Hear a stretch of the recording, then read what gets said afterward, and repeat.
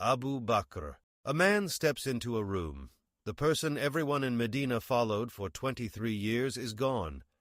Someone has to lead the prayer. Every source that records that day agrees on who stepped forward. It was Abu Bakr.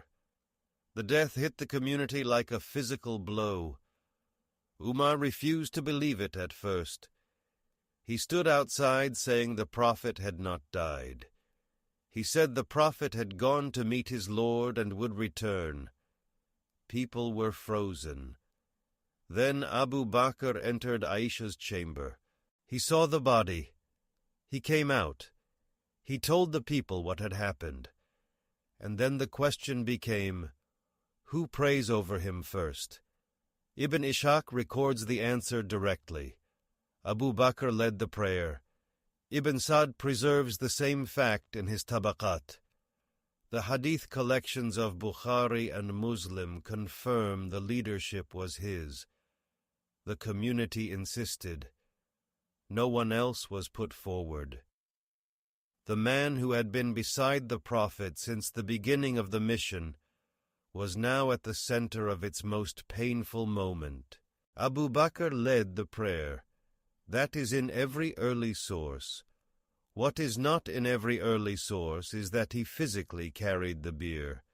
Ibn Ishaq and early Sirah writers name him as the leader over the body. They name others as the ones whose hands lifted the frame. Later retellings began to merge these roles. Prayer leader became pallbearer in memory. The sources show the line moving over time. That visible role at the prayer changed what happened next. When the community gathered at Saqifa to choose a leader, Abu Bakr's supporters pointed to that moment.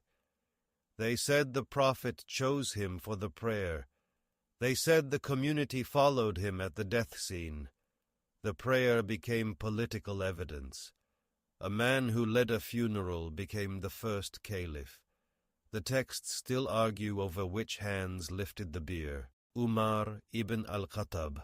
Outside the room, a man was saying the Prophet was not dead. He was not lying. He was in shock. The man was Umar ibn al-Khattab. His refusal to believe stopped the whole community in its tracks. People did not know what to do. Then Abu Bakr came out and spoke, and Umar fell silent. But his role that day did not end there. Ibn Ishaq records that Umar entered Aisha's chamber. He saw the body. Then he became the person making sure everyone else accepted what was happening. Al-Tabari preserves reports that show Umar moving between the room and the crowd outside. He was not just present. He was enforcing the reality of the death so the community could move forward. The sources place him around the bier in the hours that followed. Ibn Sa'd includes him among those who helped move or secure the body. His name appears in the cluster of men who handled the funeral preparations. Umar's part is not remembered mainly as a carrier lifting the frame. It is remembered as the visible escort. He was the strong figure standing beside the bier. He was the man whose presence told every person watching that the transition was under control. That image matters for what happened next. When Abu Bakr became caliph hours later, Umar was right there. His visibility at the death scene and the funeral made him the natural guarantor of the new leader. Ibn Ishaq's narrative of the Saqifa meeting shows Umar speaking for Abu Bakr. That speech carried weight because people had just seen him at the Prophet's side during the hardest moment. The funeral did not just bury a leader. It displayed the man who would guard the next one. Ali ibn Abi Talib. Water is poured. The body is washed. Hands move with care.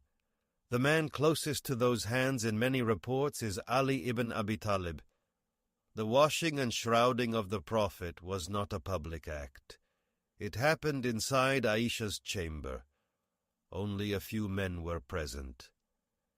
Ibn Ishaq records that Ali was among them. Ibn Sa'd's Tabaqat lists him as one of those who performed the washing. Al-Tabari preserves the same fact. The tasks were delicate and intimate. No one entered that room without the deepest trust.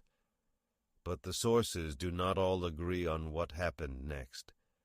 Some early accounts, like those found in Ibn Ishaq and Ibn Sa'd, present the lowering into the grave as a job shared by a small group. Ali is named as one of several men whose hands guided the body down. Other traditions, preserved in later tafsir collections, tell a different story. They say Ali was the one who climbed into the grave alone. He received the body. He placed it on the earth. No one else touched the Prophet at that final moment. The difference is not small. One version makes Ali part of a team. The other makes him the sole agent of the last physical contact. That variance became fuel for centuries of memory. The reports that single Ali out are cited to prove his unique closeness to the Prophet. The reports that list others beside him are used to show the community acted together. These two pictures fed directly into the succession debates. They were cited to prove either Ali's unique closeness to the Prophet or that the community had acted together. Al-Abbas ibn Abd al-Muttalib. A man steps forward to hold the frame. He is not one of the younger companions. He is older. His hair is gray. His blood tie to the Prophet is closer than anyone else in the room. His name is Al-Abbas ibn Abd al-Muttalib. He is the Prophet's uncle. Ibn Ishaq records that Al-Abbas was among those who carried the bier. Ibn Sa'd lists him in the funeral party. His presence was not just about physical help. It placed the Prophet's own family at the center of the burial. The uncle held the body alongside the other companions. Everyone watching saw the bloodline itself carrying the Prophet to his resting place. That image did not disappear after the funeral ended. It stayed in memory. Centuries later, when the Abbasid dynasty rose to power, they pointed back to this exact moment. The fact that their ancestor Al-Abbas had been one of the pallbearers became part of their claim to legitimacy. Ibn al-Athir references this connection in his history. They used it to show that their family had been close to the Prophet at his most sacred moment. The physical act of carrying the bier was simple. The political memory that grew around it was not. Centuries later, when the Abbasid dynasty rose, they pointed back to that scene. It began with an uncle's hands on a bier in a small room in Medina. Uthman ibn Affan. Some lists include a man, some lists do not. The man is Uthman ibn Affan. He was the third caliph. He was a wealthy merchant. He had been one of the first converts to Islam. But his exact role at the funeral of the Prophet remains a question mark in the oldest records. Ibn Ishaq compiled one of the earliest biographies. In some transmissions of his work, Uthman appears among those who entered Aisha's chamber. He is named as one of the men who touched or helped move the body. Al-Tabari preserves versions that include him. Other transmitters of the same events leave him out. Ibn Sa'd's Tabaqat records variant lists. Some have Uthman, some do not. The difference matters. No single chain of narration settled the question. The inconsistency became a fact itself. Where Uthman is included, later historians used it to argue that he was close to the Prophet at the most important moment. They said his presence showed continuity and piety. Where he is omitted, critics pointed to different eyewitness memories. They used the absence to question his role in the earliest community. The name Uthman ibn Affan did not simply appear or disappear by accident. The choices of early transmitters shaped what later generations believed. A name on one list meant one political memory. A missing name meant another. Each version stamped a different headline into the chronicles that later readers opened. Zubair ibn al-Awwam and variant companions. Some lists name one man. Other lists name a different man. When early historians tried to record who helped carry the Prophet's body, they did not agree on every name. One name appears in some chains, another appears elsewhere. There was no single official roll call. Ibn Sa'd records Zubair ibn al-Awwam among those involved. Zubair was a cousin of the Prophet. He was one of the first to accept Islam. He had fought at Badr. Ibn Ishaq's biography, as collated by later compilers, sometimes includes him in the funeral party. But other transmitters of the same events give a different name. They list Talha ibn Ubaidullah. Talha was another early convert, another warrior, another man who had been promised paradise. Al-Tabari's massive history preserves both versions. Some chains name Abdullah ibn Abbas, the young cousin of the Prophet, as present and assisting. All three were close to the Prophet. All three could have been there. But the sources do not combine them into one clean list. The lists are memory snapshots. They reflect who the transmitter knew or trusted, not a single formal record the companions wrote down. Someone in Medina remembered Zubair. Someone else remembered Talha. Some remembered Ibn Abbas.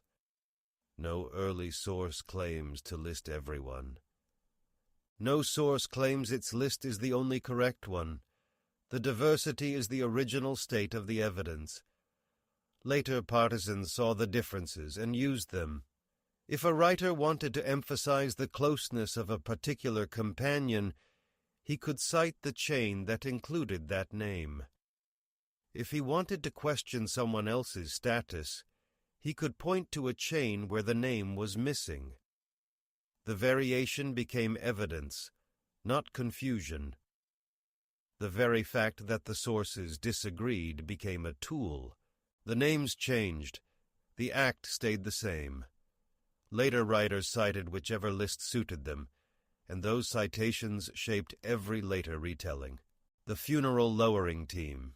A grave is dug in the floor of Aisha's room. The body is washed and wrapped. A small group of men steps forward. They take hold of the shroud. They lower the Prophet into the ground. The act is recorded. The names shift. Ibn Ishaq's biography describes the lowering as a concrete physical moment. A few companions performed it. Their hands touched the body. They set it into the earth. Ibn Sa'd's Tabaqat preserves the same scene. The grave is inside the house. The room is small. Only a few could fit. The lowering required coordination, care, grief held in silence. Al-Tabari's history repeats the event. But when these early writers try to name the men who actually held the shroud, they do not give the same list. Some reports name Ali as the one who lowered the body. Others name a group that included Ali, Al-Abbas, and others. Some include the Ansar, the helpers from Medina. Some do not. The names change depending on the chain of transmission. The act stays the same. The lowering is never disputed. Every single source agrees it happened. The grave was inside Aisha's chamber. The grave was real. The early emphasis fell on the act and the location, not on producing a fixed roster. Later compilers like Ibn Kathir tried to harmonize the lists. They looked at all the chains and tried to combine them into a single group. But the effort reveals something. The original witnesses did not think to record a formal list. They remembered the Prophet being lowered into the earth. Some remembered who was there. Some did not. The memory of the act was unanimous. The memory of the names was personal. That gap is not a mistake. It is a window into how early Islamic memory worked. The lowering was sacred. The names were secondary. But once the act itself became a foundational event, later groups began to write competing rosters. Each claimed its men had lowered the Prophet into the earth. Aisha's chamber and the final placement. A small room in Medina, a dirt floor. The body is washed and wrapped in simple cloth. The companions pray over it. Then they lower the Prophet into the grave they have dug right there inside Aisha's chamber. No public cemetery, no monument, just the house where he lived and died. Ibn Ishaq records this location without hesitation. Ibn Sa'd's Tabaqat confirms it. The hadith collections of Bukhari and Muslim preserve the same detail. The Prophet was buried in the room of his wife, where he had become ill and where he took his last breath.